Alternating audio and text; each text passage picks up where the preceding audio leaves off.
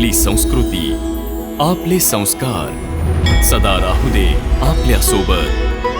भारताच्या महान ग्रंथांचे आणि काव्यांचे संपूर्ण संकलन. सबस्क्राईब करा तिलक.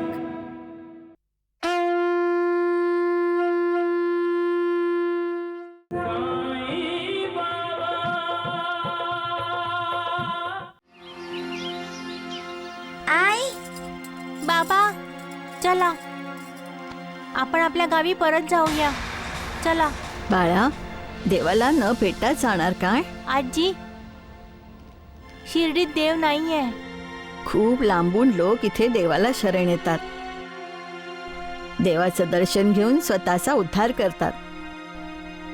तू शिर्डीला येऊन देखील रिकाम्या हाताने जाणार? तू तुझ्या आई आणि बाबांची दृष्टी परत यायला हवी आहे ना बाळा तुला? थांब. आणि असाही तू शिर्डीच्या बाहेर जाऊ शकणार नाहीस बाळा. शिर्डीच्या देवाची परवानगी नसेल तर कोणीही शिर्डी बाहेर जाऊ शकत नाही. आजी, आता तुम्ही म्हणताय तर ठीक आहे. आता शिर्डीत देव आहे की नाहीये याचा शोध लावूनच शांत बसेन. जर मी माझ्या आईवडिलांना घेऊन शिर्डी बाहेर जाऊ शकलो तर मी समजेन की शिर्डीत देव नाहीये. आणि जर मी शिर्डीच्या बाहेर जाऊ शकलो नाही तर समजून जाईन की शिर्डीत देव आहे. कुणाला ह्याचा पुरावा देण्याची गरजच काय आहे की देव आहे. अरे देव आहे, तो तर संपूर्ण चराचरात सामावलेला आहे. केवळ श्रद्धा आणि भक्तीचे डोळे हवेत त्याचं दर्शन घेण्यासाठी. आपण अविश्वास दाखवला तर देवाचं दर्शन कसं मिळणार? माणूस ईश्वराच्या शोधात निघतो. प्रत्येक ठिकाणी आणि प्रत्येक दिशेला त्याचा शोध घेतो, पण त्याला शोधण्याची काही गरजच नाहीये. देव तर माणसाच्या अंतःकरणात राहतो. अंतःकरणात. सच्च्या मनाने आपल्या आत डोकवा, तुम्हाला देवाचं दर्शन होईल. सच्च्या मनाचा अर्थ असा आहे की अहंकार आणि अविश्वास सोडून जे होतं किंवा होईल ते देवाच्या कृपेने होतंय. त्याच्यावर श्रद्धा ठेवा, त्याची भक्ती करा, त्याच्या अस्तित्वावर शंका संशय नका घेऊ. देवाला कुठेही शोधण्याची गरज नाहीये. जेव्हा आपण सच्च्या मनाने त्याला बोलवतो तेव्हा तो आपल्याला त्याच्या अस्तित्वाची जाणीव करून देतो.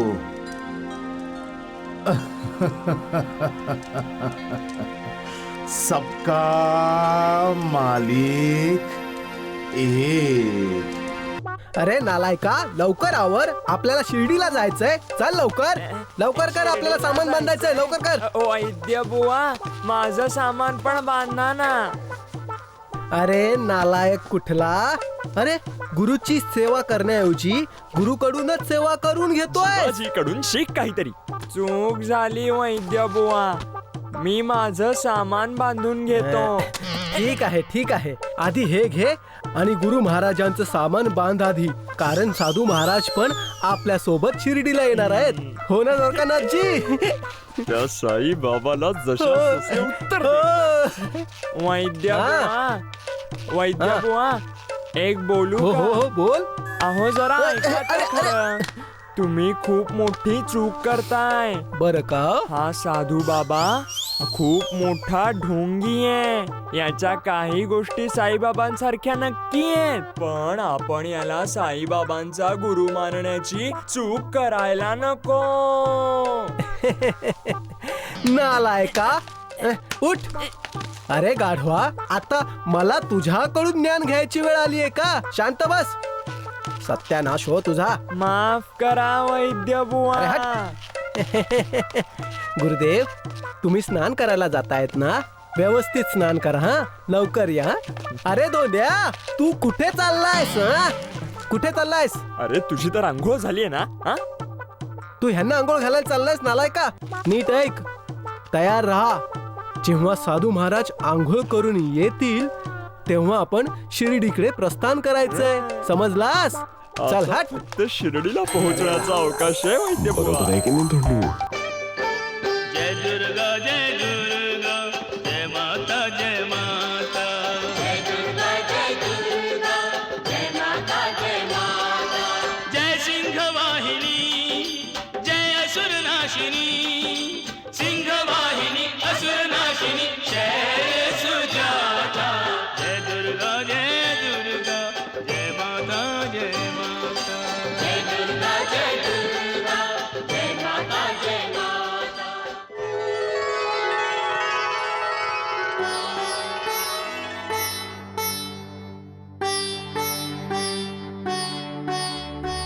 कृपा कर माते, कृपा कर. माझ्या लेकीला, सुकन्याला, मला तिला पाहायचंय आई. मला माझी चूक सुधारायची आहे. मला माझ्या लेकीचं लग्न लावून द्यायचंय. मला तिला सुखी संसारात पाहायचंय. एकदा आमची भेट घडव आई. तिची खुशाली बघण्यासाठी माझं मन व्याकुळ झालंय. एकदा तिला भेटव मला. मग तू मला जी काही शिक्षा देशील ती मी आनंदाने स्वीकारेन.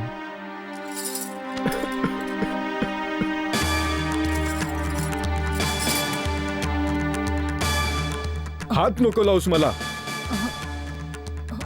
मी तुला पत्नी बनवून आणलं होतं, माझ्या सुकन्याला आईची माया देण्यासाठी. पण तू कधीही तिची आई होण्याचा प्रयत्न देखील नाही केलास. हे सगळे तर परके आहेत. तू सावत्र जरी असलीस, आई असूनही सुकन्या बाळासाठी परकी बनलीस. तुझ्यामुळे सुकन्या घर सोडून निघून गेली. कोणास ठाऊक कुठं गेली असेल ती. कोणास ठाऊक जिवंत तरी असेल की नाही. काकाजी, सुकन्या जरी परत आली तरी गावकरी तिच्या दुसऱ्या लग्नाला परवानगी देणार नाहीत. मी ही गावाची परवानगी मागायला नाही येणार. माझ्या मुलीच्या लग्नासाठी मला कोणाच्याही अनुमती किंवा परवानगीची गरज नाहीये. काकाजी, तुम्ही गावाच्या विरुद्ध जाणार का? मी गावकऱ्यांना माझ्या सोबत येण्याची विनंती करेन. गावाने तर निर्णय घेतलाय काकाजी. निर्णय तर बदलले पण जाऊ शकतात लक्ष्मण. तुम्ही गावाच्या विरुद्ध. अरे काय गाव गाव लावलायस तू? गाव म्हणजे काय? गाव बनतं कसं? माझ्यासारख्या कित्येक लोकांनी इथे येऊन घरं वसवली आहेत, म्हणून तर हे गाव तयार झालं. तुझ्या जन्माच्या आधीपासून मी इथे आलो आहे आणि तुझ्या वयापेक्षा जास्त वर्ष मी इथे राहतोय. गाव गाव म्हणून दाखवतोय.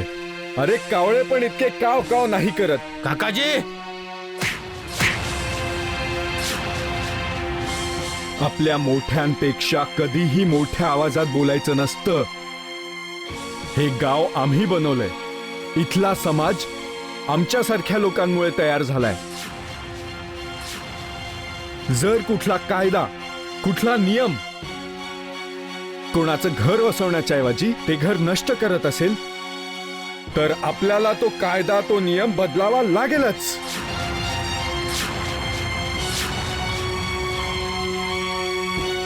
मी माता सप्तशृंगीची शपथ घेऊन सांगतो,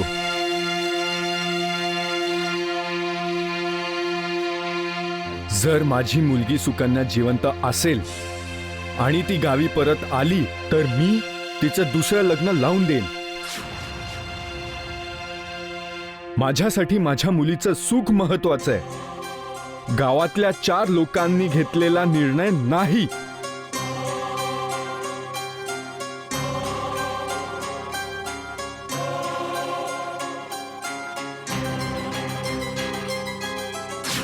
धेनू जेव्हा सत्य समोर येतं ना, तेव्हा सगळ्यांचं तोंड बंद होत.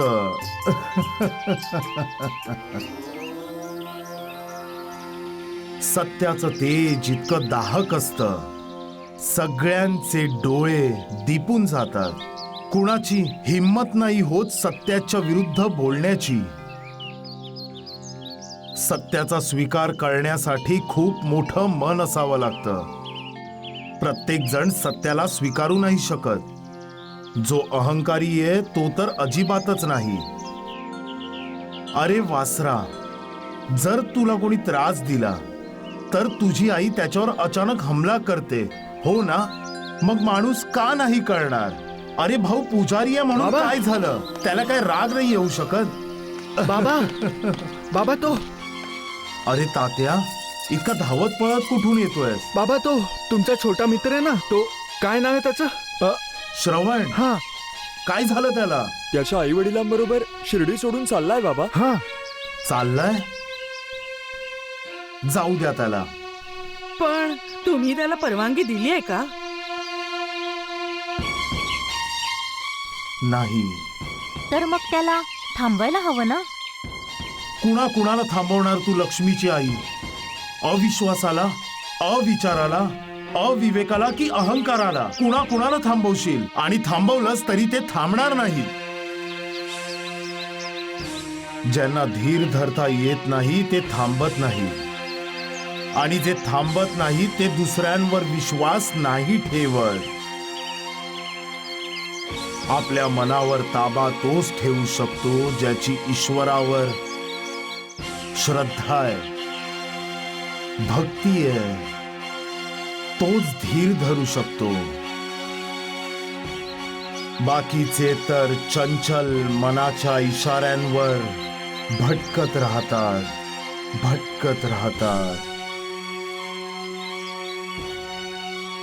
अहंकार, अविश्वास आणि अविवेकाच्या घोड्यांच्या रथावर स्वार होऊन वाहत जातात. सबका मालिक एक.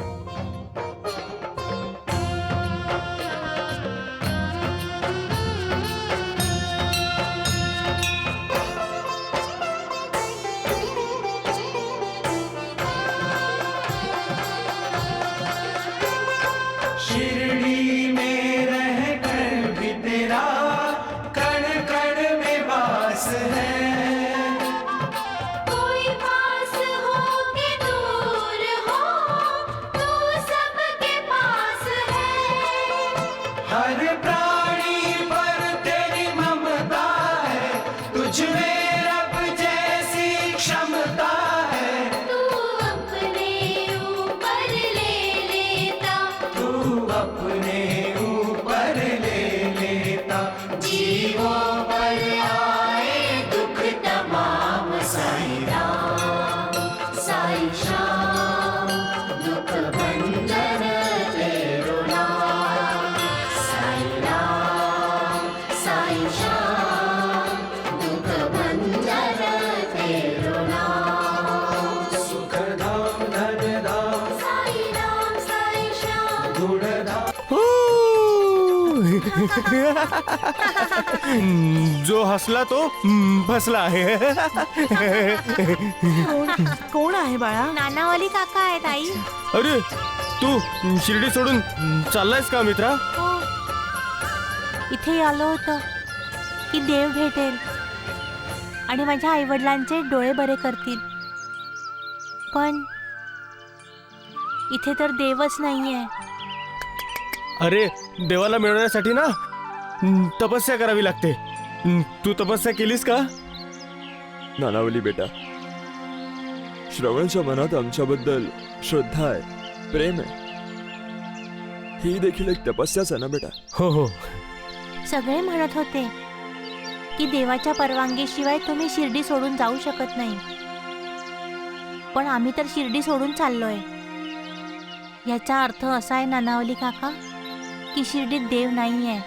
चूक. अरे देव इथे शिर्डीतच आहे आणि तू तर त्यांना भेटला पण आहेस. मी भेटलोय? जर मी भेटलोय तर मी त्याला ओळखलं कसं नाही? अरे मनाच्या डोळ्यांनी पाहिलं नसशील. हा, मनाच्या डोळ्यांनी? माझा ऐक श्रवण, तुझ्या आईवडिलांना ना शिर्डीत इथं देवानेच बोलवलंय त्यांच्या डोळ्यांवर उपचार करण्यासाठी. तू जर असाच शिर्डी सोडून चालला गेलास तर तुझ्या आईवडिलांची डोळ्यांची दृष्टी कशी परत येईल? हा, आणि ते दोघं तुला कसे काय बघू शकतील? अरे श्रवण, तुझ्या आई वडिलांनी आताच सांगितलं ना की तू त्यांच्यावर खूप प्रेम करतोस. हा, जर प्रेम करतोस तर धीर धरायला शिक. लक्षात ठेव, सबुरीचं फळ ना नेहमीच गोड असतं. हा, कत कत कत कत कत कत.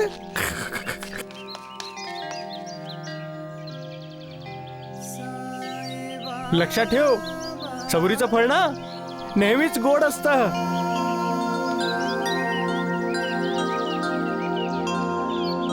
आई, चल आपण परत जाऊया. चला. साईराम साई श्याम गुणधाम यशधाम साईराम साई श्याम भक्त वत्सल दीनबंधु बाबा तुझे प्रणाम साई बाबा तुझे प्रणाम साई बाबा तुझे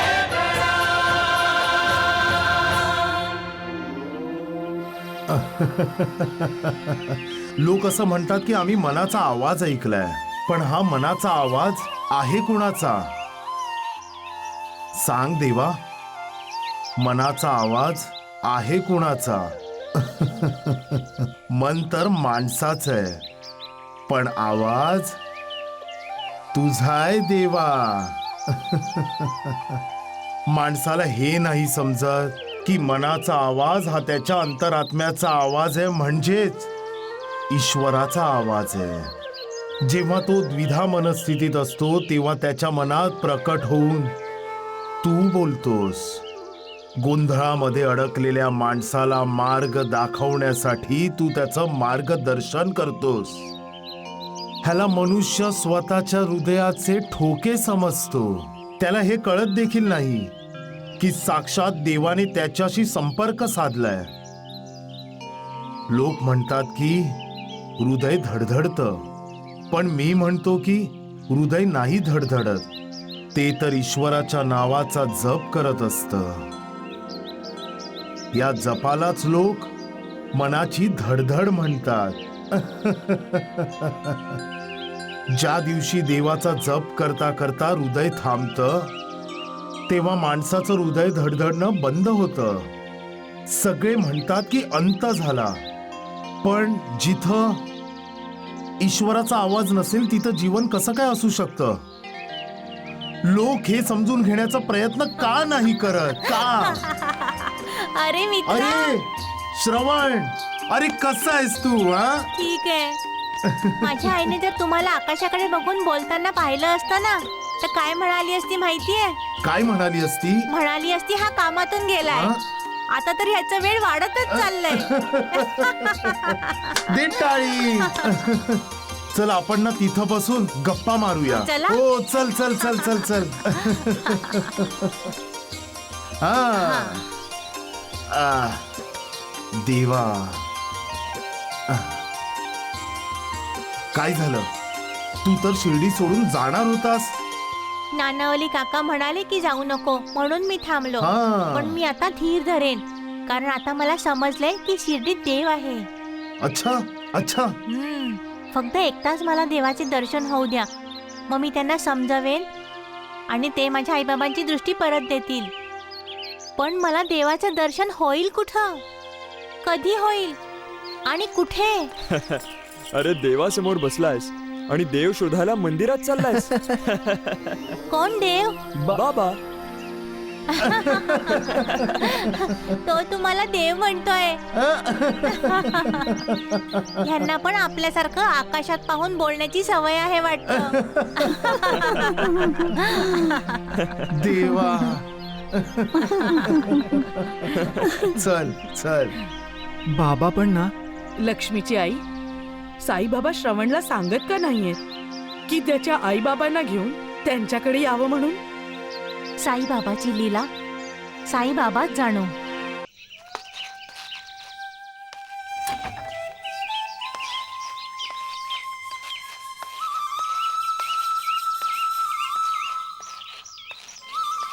उमाकांत,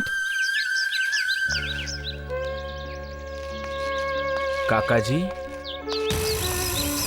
उमाकांत, सुकन्याचा काही शोध लागला का?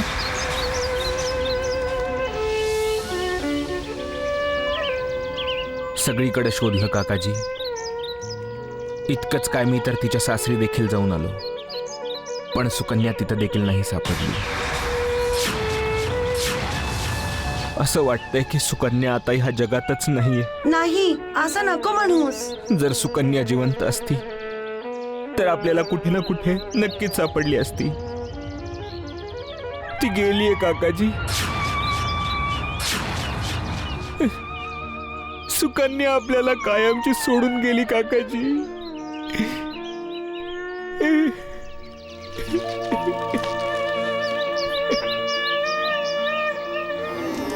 माणसाचे 2 नातेवाईक असतात, एक सुख आणि दुसरं दुःख. सुखाशी माणूस नेहमी आपलं नातं जपायला जातो आणि दुःख स्वतःच माणसाशी नातं जोडत असतो. सुख आणि दुःख काय आहे? ज्यामुळे आपल्याला आनंद होतो ते सुख आहे, आणि ज्यामुळे आपल्याला वेदना होतात ते दुःख आहे. आपल्या संतांनी आपल्याला सावध केलंय की हे दिवस देखील बदलून जातील. या 5 शब्दांमध्ये किती गहन अर्थ दडलाय. हे दिवस पण बदलतील. या 5 शब्दांनी सुखी माणसाला संकेत दिलाय की सावध रहा, त्या सर्व शक्तिमान ईश्वराचं स्मरण करत रहा, त्याची पूजा करत रहा. कारण आज तुम्ही सुखी आहात, परंतु तुमच्या आयुष्याच्या पुढच्या वळणावर दुःख तुमची वाट पाहतय. दिवस बदलताच कधी सुख दुःखात बदलून गेलं हे तुमच्या लक्षात सुद्धा येणार नाही. सावधान. हेच 5 शब्द दुःखी मनुष्याला सांत्वन देतात की धीर धर, सबुरी ठेव, देवाची भक्ती कर. हेही दिवस बदलून जातील. भविष्यात तू सुखी होऊन जाशील.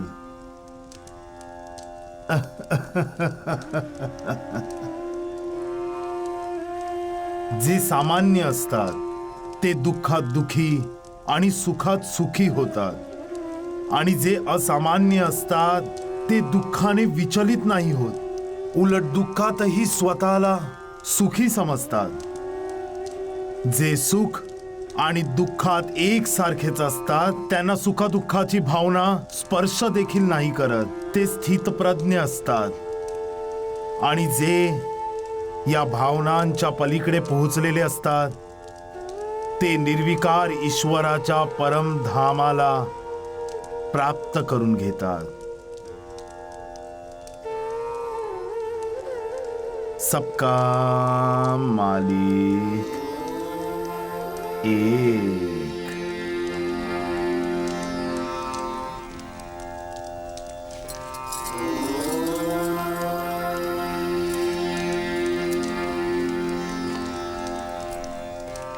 वा देवा, तुमच्या ह्या श्यामाला शिर्डी बाहेर पाठवून तुम्ही नक्कीच सुखाचा अनुभव घेत असाल. पाहिलंस का सगून? पाहिलंस, ऐकलंस ना? मी ह्याला आपलं मानतो आणि हा श्यामा आल्या आल्या भांडायला सुरुवात करतो. का नको भांडू? अहो, तुमच्याशी तर भांडलंच पाहिजे. मला शिर्डी बाहेर पाठवून आनंदी होता तुम्ही. अरे मी तर सगळ्यांना शिर्डीत बोलावतो. अरे सगळ्यांना, मला नाही. तुम्ही तर मला शिर्डीच्या बाहेर पाठवायला बघता. तुम्ही का वाद घालताय हो? आपल्या पत्नीचं बोलणं ऐक श्यामा आणि माझ्याशी वाद घालू नकोस. अरे तूच तर माझ्याशी भांडण करून सावळी विहीर गावी गेला होतास आणि म्हणत होतास की आता मी परत कधीही नाही येणार. हा, आणि आल्याला पुन्हा भांडायला सुरुवात केलीस. बाबा बरोबरच बोलतायत गुरुजी. अरे तू ह्यांच्या बोलण्यात नको येऊस. विचार जरा ह्यांना की ह्यांना माझ्या भाऊ बाप्पाजीच्या आजारपणाबद्दल माहिती नव्हतं का? माहिती होतं, नक्की माहिती होतं, पण ह्यांनी मला सांगितलंच नाही. देवांना सगळं माहित असतं, पण नाही सांगणार नाहीत, नुसतं भांडत बसतील. हो ना? मी भांडत राहिलो? गुरुजी, बाप्पाजी ठीक तर आहेत ना?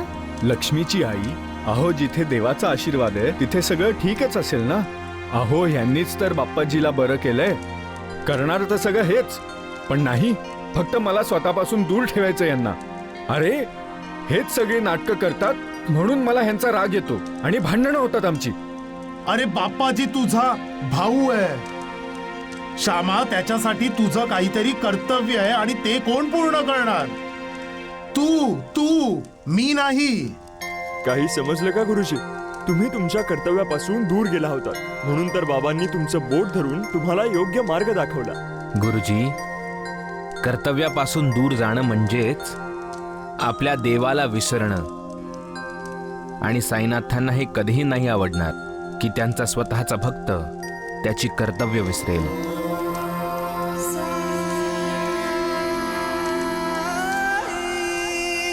देवा, करता तर तुम्हीच आहात, मग का मला ह्या चरणांपासून दूर ठेवताय? मला तुम्हाला सोडून कुठेही जायचं नाहीये. वणीलाही नाही. परत वणी?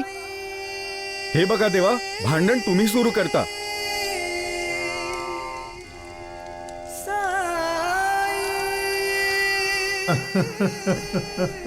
देवा, मला वणीला नाही जायचंय. उठ श्यामा, उठ. वणीला तर तुला जावंच अरे? लागेल. देवा, जर तुम्ही मला तुमच्यापासून दूर ठेवणार असाल ना, तर मी मृत्यूचा स्वीकार करेन, परंतु जिवंतपणी तुम्हाला सोडून कुठेही नाही जाणार. गुरुजी, तुम्ही असं काय बोलताय? मी सत्य बोलतोय.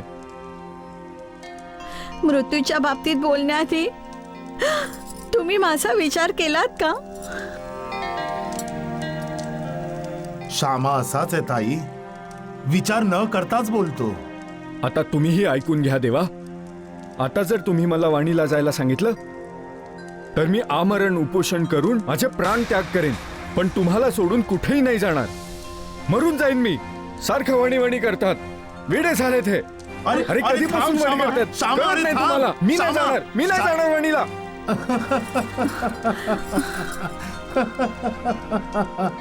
सगुण, त्याला समजाव. त्याला सांग की घडणारे त्याला कुणीही टाळू शकत नाही. त्याला वणीला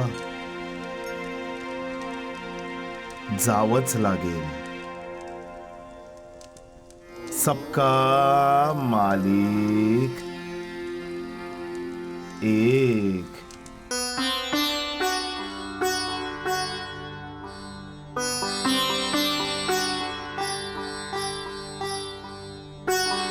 आज तुम्ही साईबाबांच्या मार्फत दाखवून दिलं की भगवंताला नेहमीच त्याच्या भक्ताची चिंता असते. भक्ताच्या प्रत्येक कर्माला, प्रत्येक संकट, त्याच्या वागण्याला भगवंताचं समर्थन प्राप्त होतं. म्हणूनच तर देव त्याच्या भक्ताची लाज राखतो. गुरुजी साईबाबांचे परम भक्त आहेत. म्हणूनच साईबाबांनी त्यांच्या भावाची, बाप्पाजीची काळजी घेतली. तुम्ही तर तुमचे भक्त बाबासाहेब जाधवांची लाज राखली होती.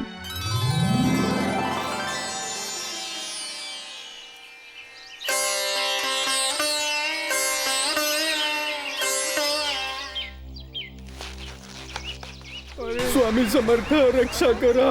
अरे बापरे, माझ्या मुलाला वाचवा. स्वामी समर्थ, वाचवा. स्वामीजी वाचवा देवा, वाचवा स्वामीजी, वाचवा माझ्या मुलाला वाचवा स्वामीजी, स्वामीजी, वाचवा.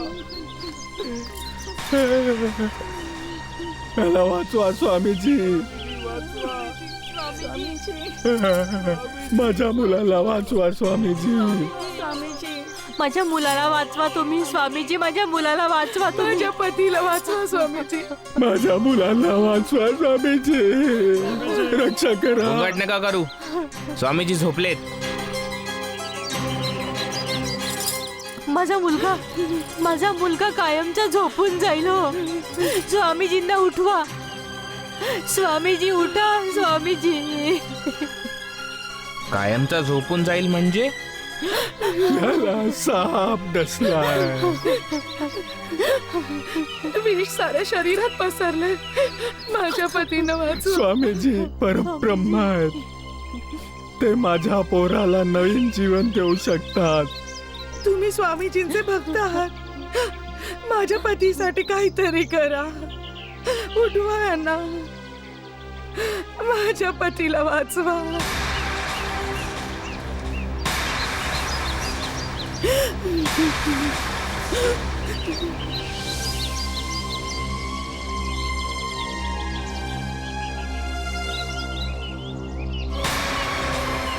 खडावा या चरणांचीच प्रतिमा आहेत. खडावांची पूजा म्हणजे साक्षात स्वामी समर्थांची पूजा. मी हा खडावा रामण्णाच्या डोक्यावर ठेवला तर त्याचा उद्धार होईल. रमण्णा वाचेल, वाचेल. स्वामी समर्थ, जय जय स्वामी समर्थ, जय जय स्वामी समर्थ. श्री स्वामी समर्थ, जय जय स्वामी समर्थ, जय जय स्वामी समर्थ. श्री स्वामी समर्थ, जय जय स्वामी समर्थ, जय जय स्वामी समर्थ. श्री स्वामी समर्थ, जय जय स्वामी समर्थ, जय जय स्वामी समर्थ. श्री स्वामी समर्थ, जय जय स्वामी समर्थ. तुमच्या या भक्ताची लाज राखा स्वामी समर्थ महाराज. श्री स्वामी समर्थ, जय जय स्वामी समर्थ, जय जय स्वामी समर्थ. श्री स्वामी समर्थ, जय जय स्वामी समर्थ, जय जय स्वामी समर्थ.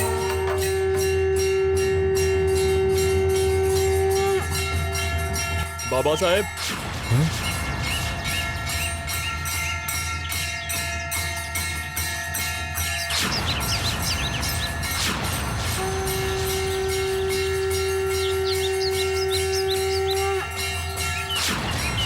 याच्या डोक्यावर माझा खडावा का ठेवल्यास तू? त्याचं कल्याण करण्यासाठी. कल्याण? कुणी सांगितलं याच्या डोक्यावर खडावा ठेवायला? कुणी? नालायक, मूर्ख, इकडे ये.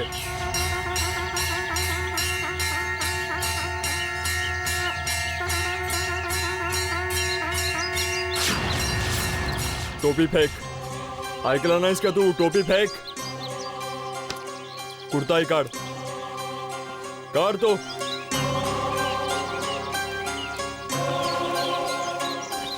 आला मोठा कल्याण करणारा. काय समजतोस काय तू स्वतःला? तुमचा भक्त स्वामी महाराज. भक्त? मग जा आणि त्याच्या कानात त्याचं नाव सांग. जा.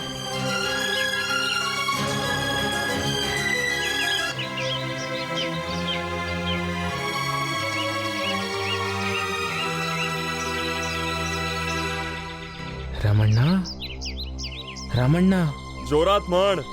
रमण्णा, आणखी जोरात. रमण्णा, दोन्ही कानांमध्ये म्हण. रमण्णा.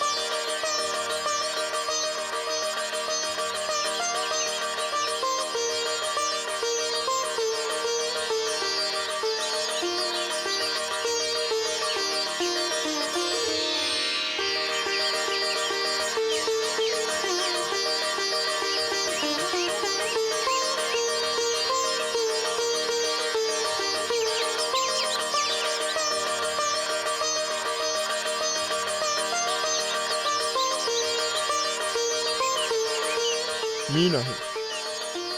या बाबासाहेबांनी तुला तुझं जीवन परत दिलंय.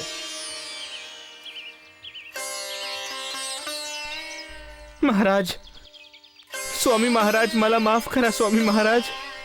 माफ? तू काहीही अपराध केला नाहीयेस बाबासाहेब. तू तर रामण्णाचं जीवन त्याला परत दिलंयस. तू पुण्य कमावलंयस.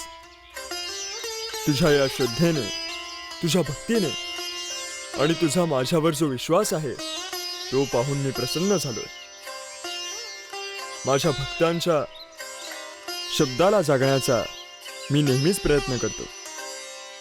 भक्तांचा शब्द मी माझा शब्द समजतो. माझ्या भक्तांचं वचन कधीही खोटं पडू नाही शकणार बाबासाहेब, कारण माझ्या भक्तांची प्रतिष्ठा ही माझी प्रतिष्ठा आहे.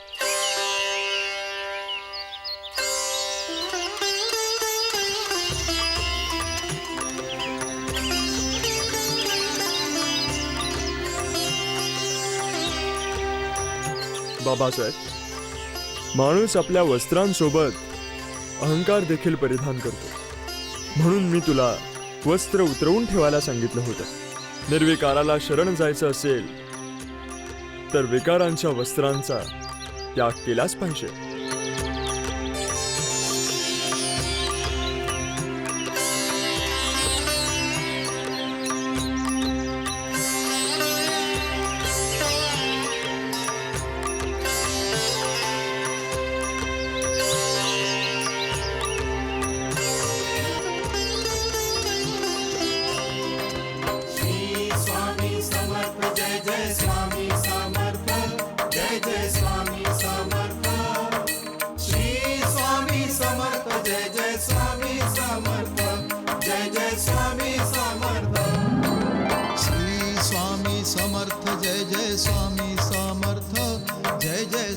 तुमची कृपा असीम आहे स्वामी महाराज.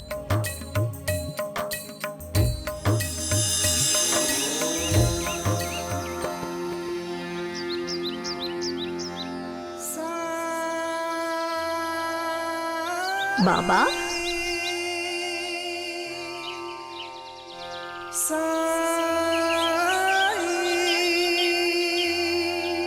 माताजी, साप कुणाला डसला? विकारांचे साप तर डंख मारतच असतात बाबा, पण जेव्हा तुमच्या खडावा डोक्यावर पडतात तेव्हा तर सगळं विष उतरून जातं बाबा. तुम्ही भक्तांचे रक्षक आहात, तारक आहात आणि पालक देखील आहात बाबा. जो तुमची भक्ती करतो त्याला तर संकटामधून तुम्ही मुक्त करता बाबा.